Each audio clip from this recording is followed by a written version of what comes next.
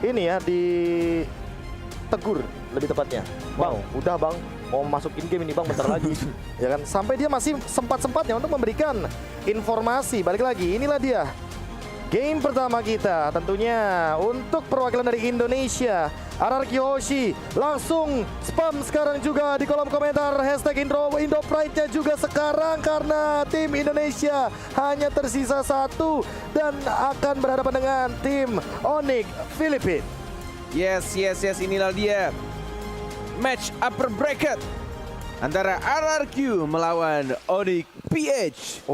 Yang sudah terlihat di sana tampaknya dari Clay dan Finn ya, ini bakal bermain dan bahkan di bawah bertemu dengan Sin dan juga Marky yang cukup berani juga untuk mengambil last pick-nya itu ke arah Harith.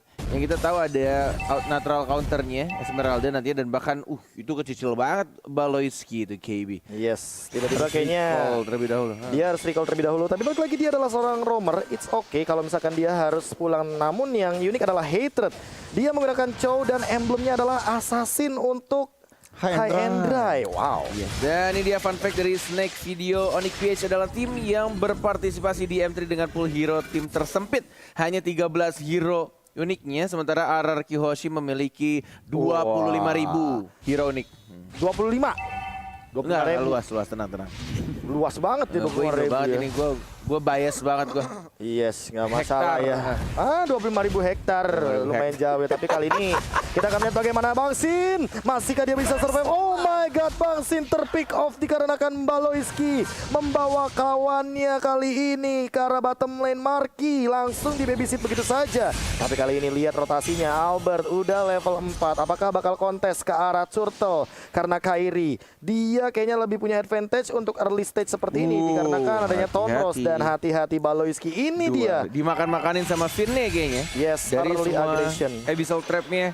Dan bahkan Turtle udah mulai ditarik sama Lancelot-nya, terkena arrow, dikasih trap kembali. Albert yang harus berhati-hati karena tinggal seperempat lagi darahnya. Mau dipaksa kontes atau tidak, ada guiding win, tidak dipencet, dan bahkan retribution tidak berhasil didapatkan, dan wave dragon-nya oh my god, terculik di sana dan serang Albert. R7 menjadi lini paling depan, mencoba untuk nge-trade kill dia, tapi terlalu tebal. Dari Darsky-nya mencoba untuk dihajar 3 orang dan bahkan langsung diamankan oleh seorang Clay. Yes, kali ini trade kill-nya berhasil 2 untuk 2 dan bahkan kerugian awal Albert harus terpick off. Tuan muda Albert kali ini harus farming lebih sabar lagi, dan bahkan Kairi yang mengamankan dari Turtle buff-nya Goni. Wow, ini kalau lihat dari menit-menit emang Onyx PH kuat di early, di mana Selena, Chow, Lancelot-nya ini udah main perkara arrow doang tadi. Perkara arrow, lihat memaksakan 3 member dari RRQ juga memakai Purify. Ya, dan kali ini mau nggak mau ya harus lebih sabar terlebih dahulu, dan ingat ada 3 Purify kali ini yang akan digunakan oleh teman-teman dari RRQ Hoshi. Jadi Hatred benar-benar harus dipantau apakah nantinya flickernya akan digunakan lagi untuk 2 menit ke depan. Tapi kali ini R7 sudah melihat keadaannya di mana dia bakal terkena trap dari Baloyski dan masih bisa survive. Ini dia Bang Otot. Gak perlu gunain satu Purify-nya dari R7 ketika sudah di game tadi. Streaking Eagle-nya dari seorang Finn, dan bahkan Fresh Strike-nya tidak berhasil untuk dapetin satu hit pun terhadap seorang Lancelot. Masih bisa dihindari, dan bahkan ini early game-nya cukup rusuh dari Baloyski dengan menggunakan Selenanya menuju ke arah top lane. 2 melawan 1, mau dihajar atau tidak, karena Kairi-nya juga sudah mulai muncul di retribution oleh seorang Kairi, dan langsung diamankan begitu saja. Tonrosnya masih bisa dihindari. 24 detik lagi untuk Turtle yang berikutnya. Chase Fate di cancel dan tidak mau dipaksa untuk di arah atasnya. Oke, kali ini bisa dibilang Marky juga mengamankan gold shield turret yang cukup banyak, dan ada pertukaran landing phase. Yes, dan kali ini ada pergerakan lagi. Hatred langsung memaksa Purify daripada seorang Clay. Lihat bagaimana High and Dry-nya bekerja. Dia benar-benar bahkan tidak ke-trigger untuk the Way of Dragon-nya, dan flickernya udah ready. Albert harus dipantau sepertinya Bung Cornet. Gila sih, itu perkara lewat jalur tengah yang emang agak sedikit berbahaya. Walaupun harus berputar lebih jauh, tapi harusnya itu lebih aman dari perputaran rotasi Clay ya. Dan bahkan di sini Turtle yang masih bisa reset kembali. Roger dari Albert masih cukup jauh jaraknya, mencoba untuk mengulang kembali Kairi. Darsky Ada 1 arrow dan bahkan 4 orang mau dikontes atau tidak. Retribution ready. 1 badan diamankan lagi oleh tim Onyx PH. Masih ada 1 Seeking Eagle. Ditabrak begitu saja 2 Dragon. Oh my god, langsung didapatkan mencoba untuk men-trade kill. R7 tidak berhasil nge-trade killnya. Dan bakal langsung di-cover oleh teman-teman dari Onyx PH. Dan hampir saja Tuan Muda Albert memakan lele dari seorang Baloyski. Kali ini bahkan ada 1 pergerakan R7. Dia mencoba untuk bertahan, masih ada Purify dan dikejar, trapnya masih connect. Tapi R7 masih punya Frostmourne Shield, nggak bakal bisa ditumbangkan. Namun kali ini bottom lane sepertinya harus hilang. Goni, what happened? Gila, ini permainan makro dan early potential dari teman-teman Onyx PH tuh bener-bener dimaksimalin. RRQ harus pilih-pilih teamfight di early gamenya. Erunya sih. Iya sih. Ayo, perlahan-lahan tapi pasti. Namun ingat Bung Kornet, tenang. Jangan tegang. Karena apa? Karena Tuan Muda Albert ini menggunakan Roger. Ini adalah hero snowball yang kalau 1 kali mendapatkan advantage atau keuntungan, dia Momentum akan ya. mendapatkan momentum yang berlipat ganda. Tinggal dicari nanti momentumnya gimana. Apalagi RRQ Hoshi juga kita tahu untuk dari MPL Indonesianya sering banget comeback dan bahkan Finn-nya bakal terjebak di depan, namun tidak akan ada contest fight untuk kali ini. Finn lagi dan lagi kena arrow, bakal terpok lagi damage dari Baloyski.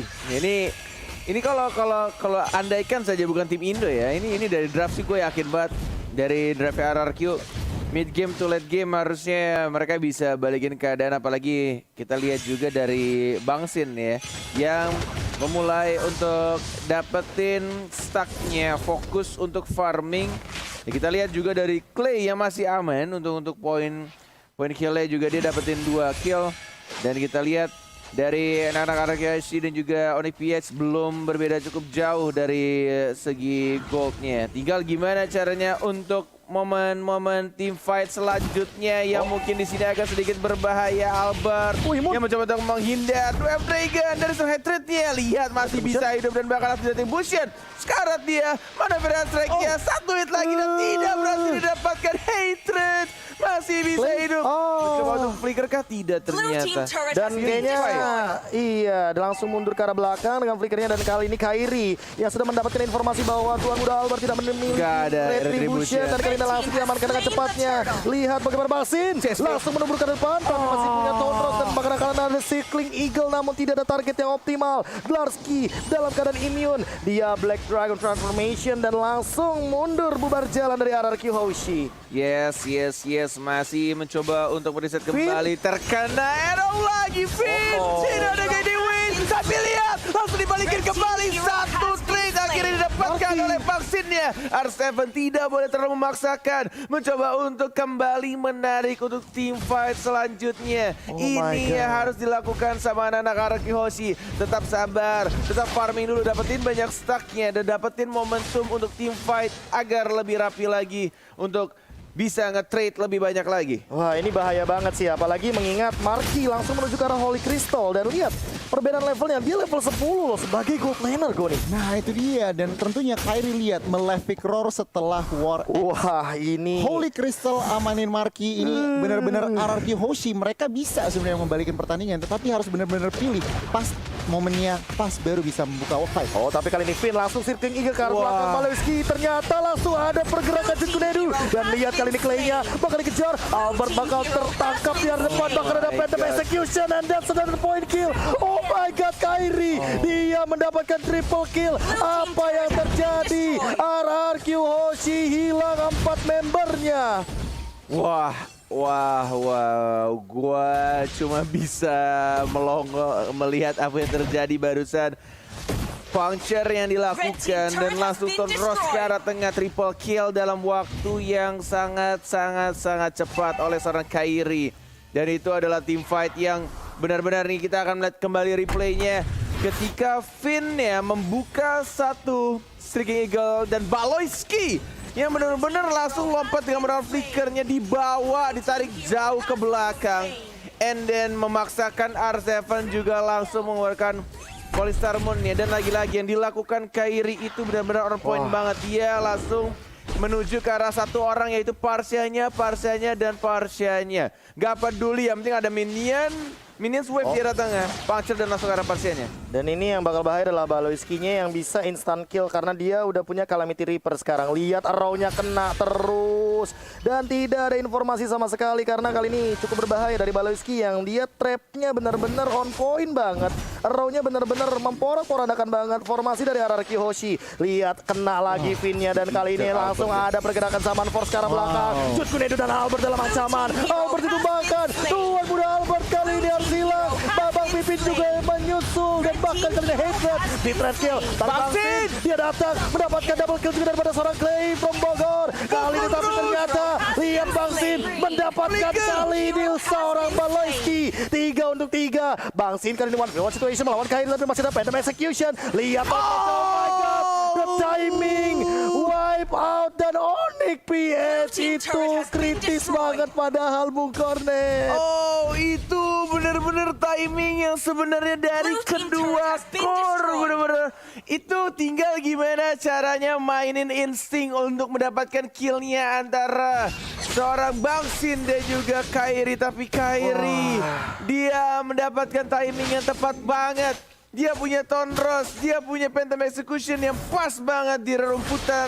Dan langsung dapetin damage-nya ke arah seorang Bangsin. But it's okay, masih bisa untuk mengulur waktu kembali. Karena kita lihat sudah kembali hidup dan bahkan tidak ada yang mendapatkan satu objektif Lord. Dan tidak bisa langsung nge-push walaupun sudah wipe out barusan dari anak-anak Onyx PH. Yes, bener banget. Dan kalau kita ngeliat itemnya nih, Albert belum mendapatkan true damage, endless battle-nya belum jadi. Sementara kalau kita ngeliat kanan, Kairi dengan 16.000 gold-nya udah langsung on the way Blade of Despair. Ini benar-benar harus diperhatikan. RRQ Hoshi, mereka ketinggalan gold, mereka ketinggalan turret. Dan mudah-mudahan tentunya satu momen saja dibutuhkan untuk kembalikan pertandingan ini. Tetapi untuk 11 menit pertandingan hampir 12, Onyx PH mengontrol Land of Dawn. Asli ini satu momen bisa banget loh untuk kembali. Apalagi hero-hero fall off dari teman-teman Onyx PS ini banyak banget. Sekarang kali ini Bangsin terkena Well Dragon Phantom Execution dan bahkan Bangsin mencoba untuk melawan dua hero sekaligus tapi gak bisa.